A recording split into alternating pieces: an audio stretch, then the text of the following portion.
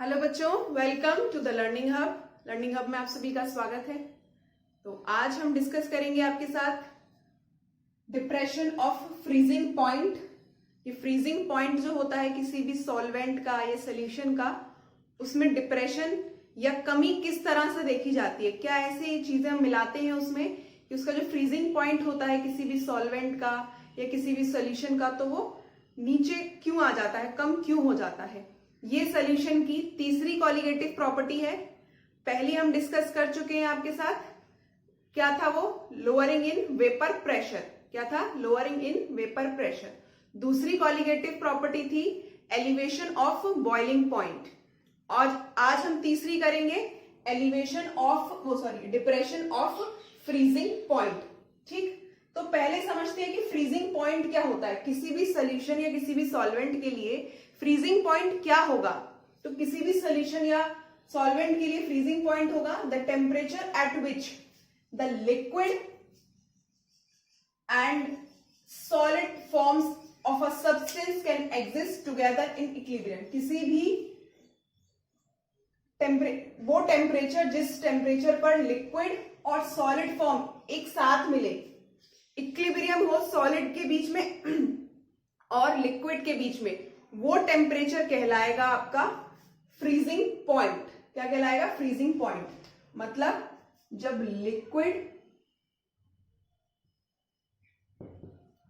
ये इक्विलिब्रियम में हो सॉलिड के, तो ये जिस टेम्परेचर पर हो रहा है यही टेम्परेचर कहलाता है आपका फ्रीजिंग पॉइंट। ठीक, अब देखते हैं कि डिप्रेशन ऑफ फ्रीजिंग पॉइंट किस वजह से आता है। किसी भी सॉल्यूशन या सॉल्वेंट के जो फ्रीजिंग पॉइंट है उसमें डिप्रेशन क्यों आ रहा है। तो when a solute is dissolved in a solvent, जब किसी भी सॉल्वेंट में, चाहे वो वाटर हो, बेंजीन हो, मिथाइल अल्कोहल, इथाइल अल्कोहल, ये सभी क्या है आपके सॉल्वेंट हैं। जब इन सॉल्वेंट में हम सॉल्यूट मिला देंगे, the freezing point of the solvent gets lowered. इस सॉल्यूट के मिलाने की वजह से जो सॉल्वेंट का फ्रीजिंग पॉइंट है वो क्या हो जाता है? कम हो जाता है। This lowering of freezing point is termed as depression of freezing point. और यही टेम्परेचर या यही वजह है जिसकी वजह से जो सॉल्वेंट या सॉल्यूशन होता है उसका फ्रीजिंग पॉइंट कम हो जाता है। तो पहले ही हम डिस्कस कर चुके हैं जो कॉलिगेटिव प्रॉपर्टीज होती हैं वो आपकी डिपेंड करती हैं सॉल्यूट पार्टिकल्स पर। तो इन्हीं सॉल्यूट पार्टिकल्स के डिसॉल्व होने की वजह से जो सॉल्वेंट है आपका, उसका जो फ्रीजिंग पॉइंट है वो हो रहा है कम। अगर पानी 0 डिग्री सेल्सियस पर कम फ्रीज होता है तो उसका फ्रीजिंग पॉइंट और कम हो जाएगा। क्लियर हुआ? ये हुई फ्रीजिंग पॉइंट की बात और डिप्रेशन ऑफ फ्रीजिंग पॉइंट की। दोनों डेफिनेशन नोट करिए। इसके बाद हम देखेंगे ग्राफ के थ्रू, जैसे हमने लास्ट लेक्चर में भी एलिवेशन वाला जो पढ़ा था उसमें भी हमने ग्राफ से समझा था, वैसे ही यहां भी ग्राफ से डिस्कस करेंगे। जल्दी से नोट करें।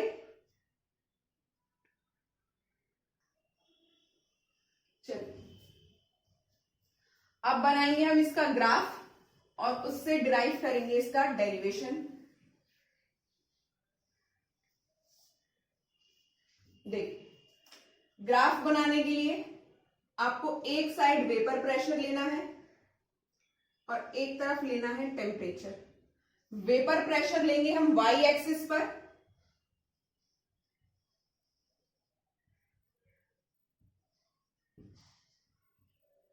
और टेम्परेचर लेंगे हम एक्स एक्सिस पर। टेम्परेचर लिया जाएगा केल्विन में। इतना साइड में दिख रहा है? ठीक। 3 तरह के प्रेशर होंगे इसमें। पहला होगा आपका P0, P1 और यहां कहीं आएगा आपका P2।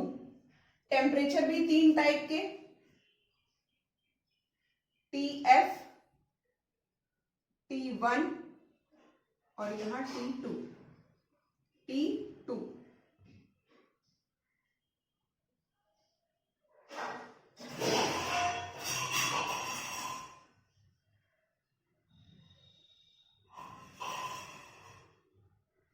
क्लियर? अब देखिए ग्राफ कैसे बनेगा।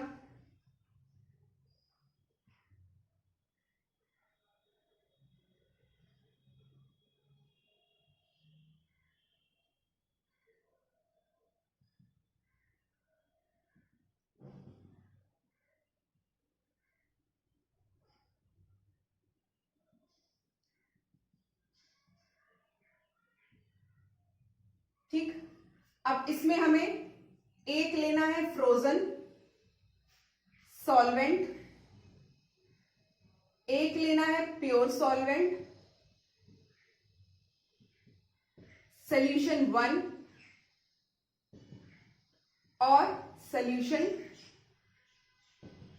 2। 4 चीजें इस ग्राफ में शो करनी है हमें। तो पहले करते हैं हम फ्रोजन सॉल्वेंट का ग्राफ। फ्रोजन सॉल्वेंट का ग्राफ कैसा आएगा?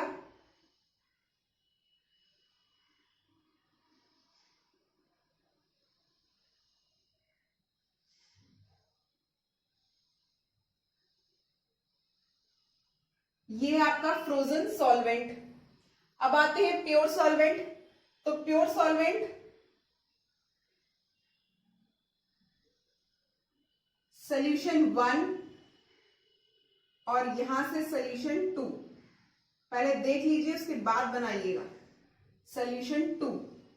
ठीक, फ्रोजन सॉल्वेंट कौन सा था? ये लंबा वाला ग्राफ।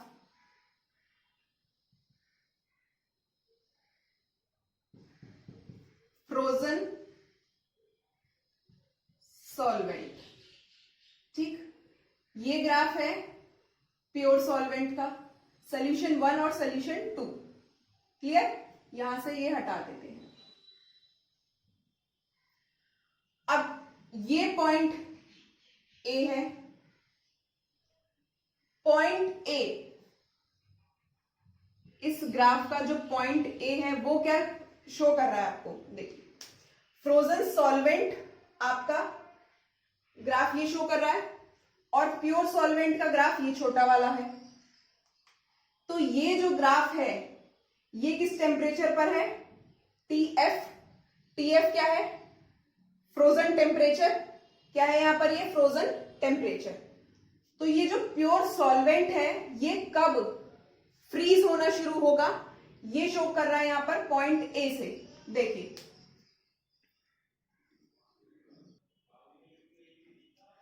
तो ये जो प्योर सॉल्वेंट यहां एक पॉइंट ए पर जो ये यहां पर कट कर रहा है, तो इसका मतलब क्या है कि पॉइंट ए वो जगह है जहां पर vapour pressure of frozen solvent ये किसके इक्वल हो जाएगा? Vapour pressure of pure solvent. जब प्योर सॉल्वेंट का वेपर प्रेशर ये किसके इक्वल होने लगे? आपके vapour pressure of frozen solvent के। दोनों जब इक्विलिब्रियम में आ जाए, अभी क्या बताया था, जब इक्विलिब्रियम में आ जाए सॉलिड और लिक्विड, जब लिक्विड और सॉलिड के बीच में इक्विलिब्रियम हो जाए तो वो चीज क्या कहलाएगी? आपकी फ्रीजिंग पॉइंट। तो यहां पर फ्रोजन सॉल्वेंट क्या है? सॉलिड है और प्योर सॉल्वेंट लिक्विड फॉर्म में है। जब इन दोनों के बीच में इक्विलिब्रियम आ जाएगा तो वो पॉइंट कहलाएगा आपका फ्रीजिंग पॉइंट। तो इस प्योर सॉल्वेंट के लिए फ्रीजिंग पॉइंट क्या होगा? ए पॉइंट होगा। और ये किस टेम्परेचर पर हो रहा है? तो टीएफ पर टेम्परेचर पर। ठीक, अब आते हैं सॉल्यूशन 1 पर। सॉल्यूशन 1 कहां पर कट कर रहा है इसको? बी पॉइंट पर सपोज। तो ये पॉइंट बी क्या है? ये पॉइंट है जब वेपर प्रेशर ऑफ सॉल्यूशन 1 ये इक्विलिब्रियम में आ जाएगा किसके? Vapour pressure of frozen solvent, जो जमा हुआ सॉल्वेंट है उसका, और वेपर प्रेशर और ऑफ सॉल्यूशन 1, जब इन दोनों के बीच में इक्विलिब्रियम आ गया तो ये पॉइंट कहलाएगा इसका फ्रीजिंग पॉइंट। अब देखिए यहां पर क्या फर्क है, ये टेम्परेचर 1 पर, सोल्यूशन 1 किस टेम्परेचर पर फ्रीज हो रहा है, T1 पर। लेस क्यों है, क्योंकि जो सोल्यूशन होगा उसमें सॉल्यूट भी होंगे और सॉल्वेंट भी होगा। और हमने डिप्रेशन ऑफ फ्रीजिंग पॉइंट में अभी पढ़ा था कि जब हम सॉल्यूट मिला दें किसी भी सॉल्वेंट में तो वहां पर उसका फ्रीजिंग पॉइंट कम होने लगता है। तो टेम्परेचर यहां पर फ्रीजिंग पॉइंट का जो टेम्परेचर है तो वो क्या हो रहा है, कम हो रहा है। क्लियर। और वो किसकी वजह से कम हो रहा है, सॉल्यूट की वजह से। किसकी वजह से, सॉल्यूट की वजह से। अब जो सोल्यूशन 2 है इसमें एक कंडीशन और लगा दीजिए कि ये बहुत ही कंसंट्रेटेड है। कंसंट्रेटेड होने का क्या मतलब है कि इसमें सॉल्यूट ज्यादा मात्रा में होगा। अगर 10:1 है सोल्यूशन 1 तो सॉल्वेंट और सॉल्यूट में 10:1 है, तो यहां सोल्यूशन में आप मान सकते हैं 10:6 है या 10:5 है। तो ये कैसा होगा, कंसंट्रेटेड होगा, ठीक, ज्यादा कंसंट्रेटेड होगा कंपेयर विथ सोल्यूशन 1। ठीक, तो इसमें भी सॉल्यूट और सॉल्वेंट दोनों ही होगा, और सॉल्यूट और सॉल्वेंट दोनों होने की वजह से इसका जो फ्रीजिंग पॉइंट का टेम्परेचर होगा वो सोल्यूशन 1 से भी कम आएगा, क्योंकि पहली बात तो ये कंसंट्रेटेड मतलब इसमें number of solute particles solution से ज्यादा होंगे। तो ये किस पॉइंट पर फ्रीज करेगा, सपोज ये पॉइंट है आपका सी पॉइंट। ठीक, अब सी पॉइंट पर जब ये फ्रीज करेगा तो ये पॉइंट सी आपको क्या दिखा रहा है, ये पॉइंट सी दिखा रहा है जब वेपर प्रेशर ऑफ सोल्यूशन 2 ये इक्विलिब्रियम में आ जाए vapour pressure of frozen solvent के, इसके इक्वल आ जाए, फ्रोजन सॉल्वेंट के। तीनों पॉइंट क्लियर हुए, ए बी और सी। ये क्यों कट कर रहा था, हुआ। चलिए अब इस पॉइंट को मान लीजिए यहां पर D, A B C D, और यहां इसको मान लीजिए E point, E point. Clear, फटाफट से नोट करें फिर इसका डेरिवेशन देखते हैं।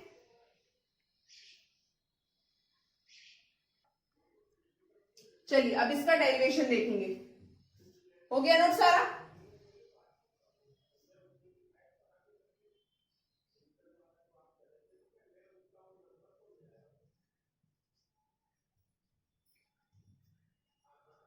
अब TF और T1 ये क्या है, टेम्परेचर डिफरेंस है, तो इसको हम लिख सकते हैं डेल्टा TF1 से।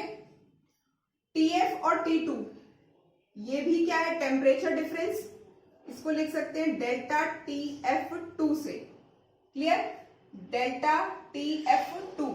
अब देखिए इसमें हमें फिर से सिमिलर ट्राइंगल्स ढूंढने हैं और वहां पर सिमिलर ट्राइंगल्स की प्रॉपर्टीज लगा देनी है।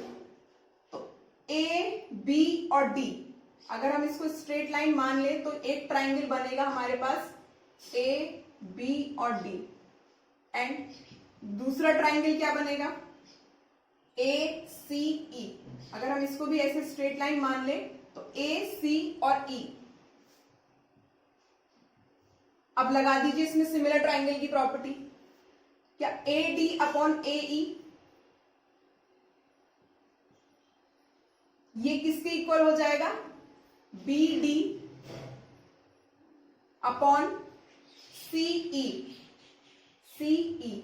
और ए डी क्या है यहां पर देखिए,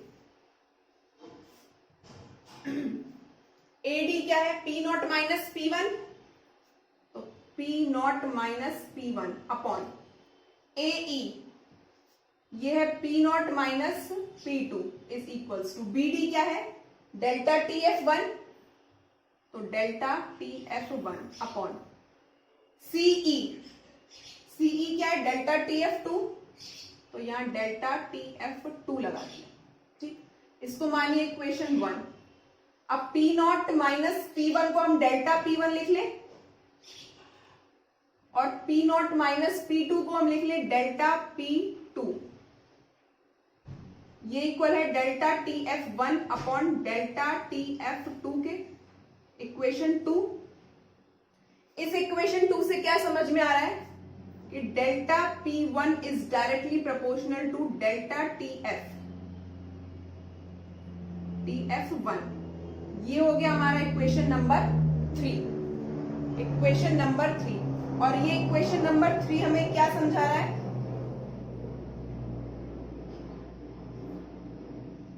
कि lowering of vapour pressure is directly proportional, lowering of vapor pressure is directly proportional to depression of freezing point, depression of freezing point। इतना क्लियर हुआ? ये ग्राफ बना लिया, अब इसे रफ करना है।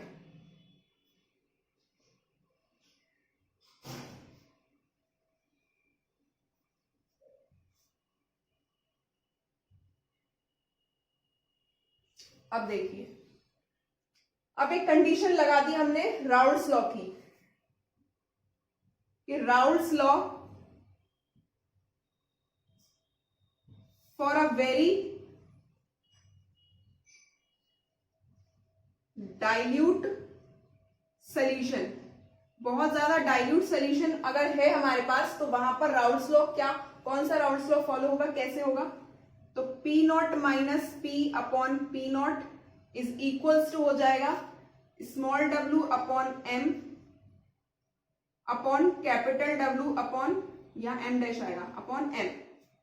क्लियर? तो delta P naught minus P को हम डेल्टा P लिख लें, डेल्टा P लिख लिया।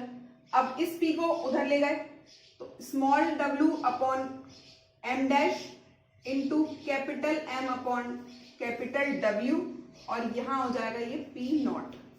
क्या हो जाएगा ये? P not. इतना क्लियर हुआ? नोट करें। अब ये जो P नॉट और कैपिटल M है, P नॉट और कैपिटल M, ये क्या होंगे? कांस्टेंट रहते हैं। कब? For a solvent. जैसे अगर सॉल्वेंट हमारे पास H2O है, तो उसका मोलर मास और P नॉट ये कांस्टेंट रहेगा। अगर हमारे पास बेंजीन है, तो उसके लिए भी कांस्टेंट रहेगा। मिथाइल अल्कोहल है, इथाइल अल्कोहल है, तो सभी के लिए जो P नॉट और M की वैल्यू है ये कांस्टेंट रहेगी, ये चेंज नहीं होती है। ठीक, तो अगर ये दोनों कांस्टेंट है, तो हमारे पास डेल्टा P क्या बचेगा? Delta P is equals to हो जाएगा small w upon m dash into 1 upon w। इसके इक्वल हो जाएगा ये। क्लियर? अब इसे मान लीजिए इक्वेशन नंबर 4। ठीक, ये इक्वेशन नंबर 4 और ये इक्वेशन नंबर 3। तो अगर हम कंपेयर करें इक्वेशन 3 और 4 को, कंपेयर करने पर क्या आएगा कि delta TF1 is directly proportional किसके? Small w upon m dash into 1 upon w के। कंपेयर करने पर यही आएगा। ठीक, अब ये जो वैल्यूज हैं small w upon m dash upon 1 upon capital W, क्या ये मोलैलिटी को शो करता है? मतलब स्मॉल m को। तो delta TF1 is directly proportional to molality, अब मोलैलिटी की डायरेक्टली प्रोपोर्शनल है, तो प्रोपोर्शनैलिटी का साइन हटाकर कुछ कांस्टेंट आता है। कांस्टेंट आया KF इंटू M, और ये KF क्या होता है? ये होगा molar depression of freezing point. ठीक, मोलर डिप्रेशन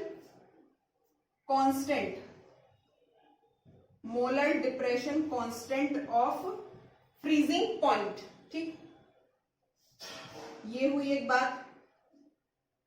अब ये जो मोलैलिटी है, हमने सपोज मोलैलिटी को मान लिया 1, मोलैलिटी के लिए कंडीशन ले ली, if m is equals to 1, तो उस कंडीशन में delta T F is equals to delta sorry K F, delta T F is equals to K F. ठीक, यही आएगा, नोट करें जल्दी। तो किसी भी सॉल्वेंट के लिए जो मोलर डिप्रेशन कांस्टेंट है, यही क्या है,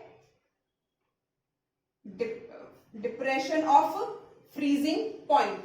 क्या है, डिप्रेशन ऑफ फ्रीजिंग पॉइंट। अब इसकी यूनिट आती है, तो यूनिट क्या रहेगी इसकी, यूनिट होती है केल्विन मोलर इनवर्स। ठीक, केल्विन मोलर इनवर्स या degree Celsius molar inverse, degree Celsius molar inverse. Clear हुआ?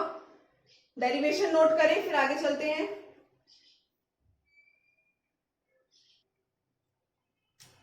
चलिए अब आगे देखते हैं।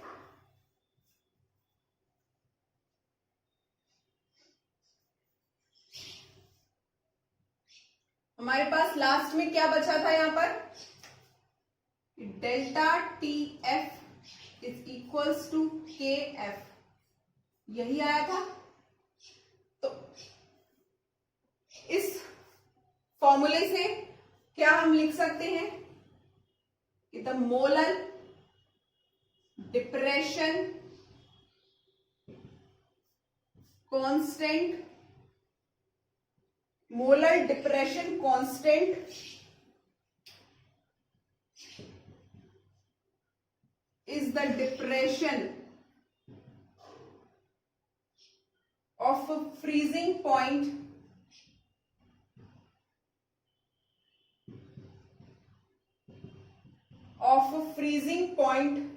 produced on dissolving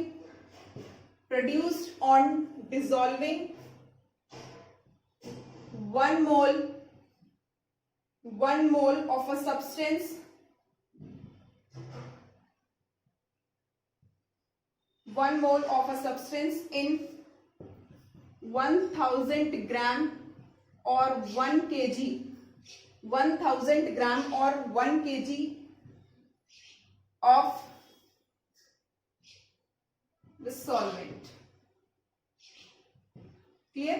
यहां पर हमने कंडीशन लगाई थी m इज इक्वल्स टू 1 हो जाए, तो ये 1 क्या है, the molar depression constant is the depression of freezing point produced on dissolving 1 mole of a substance in 100 gram or 1 kg of solvent में। क्लियर हुआ? चलिए अब ये जो KF है, इस KF को हम ऐसे भी लिख सकते हैं MRTF square upon 1000 into HF। HF, अब यहां पर M क्या है, M है molar mass of solvent, R universal gas constant, TF depression of freezing point, और HF ये क्या है, HF है molar enthalpy of fusion of frozen solvent. Clear? इतना क्लियर हुआ? चलिए अब LV क्या होता है, या LF आएगा, LF क्या होगा यहां पर, latent heat of fusion of solvent, ये इक्वल होता है HF अपॉन M के, तो ये HF और ये M, तो क्या हम इसको ऐसे लिख सकते हैं KF is equals to R TF, TF square आएगा बेटा यहाँ, TF square upon 1000 into LV। एक फॉर्मूला ये आया, एक फॉर्मूला ये निकल कर आया। क्लियर? नोट करें।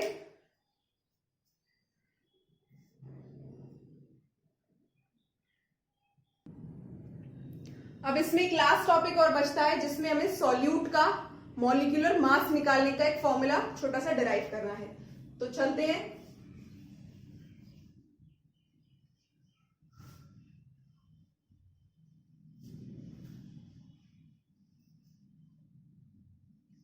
नेक्स्ट हेडिंग डालिए, डिटर्मिनेशन ऑफ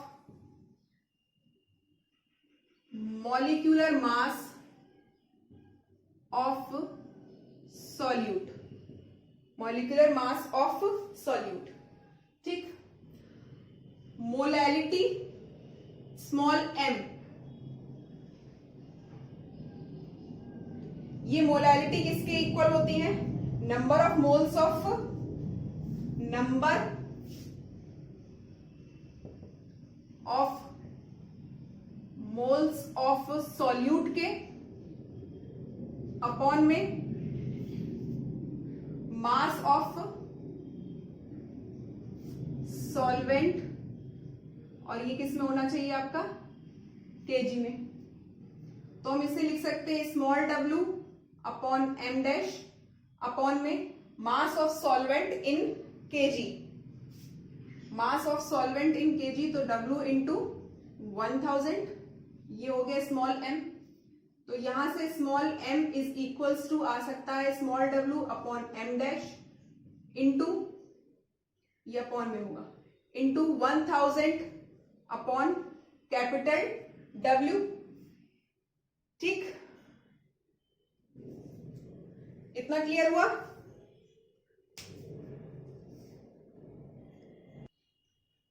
और हमारे पास अभी एक इक्वेशन आई थी कि delta TF is equals to KF into M। तो इस M की जगह हम ये वैल्यूज पुट कर दें, तो delta TF is equals to KF into small w upon m dash into 1000 upon capital W।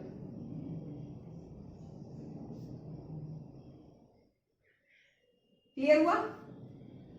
तो ये था आज का topic, depression of freezing point का। फ्रीजिंग पॉइंट क्या होता है, उसमें डिप्रेशन किस वजह से आता है, फिर हमने ग्राफ बनाया, ग्राफ से डेरिवेशन किया और डेरिवेशन से हमारा ये डिराइव होके आया। ठीक, उसके बाद हमने देखा मॉलिक्यूलर मास ऑफ सॉल्यूट को। क्लियर? यहीं तक था ये वीडियो। अगर आपको ये वीडियो पसंद आया हो तो प्लीज लाइक द वीडियो, और अभी तक आपने चैनल को सब्सक्राइब ना किया हो तो please subscribe the channel. Thanks for watching and as always God bless you.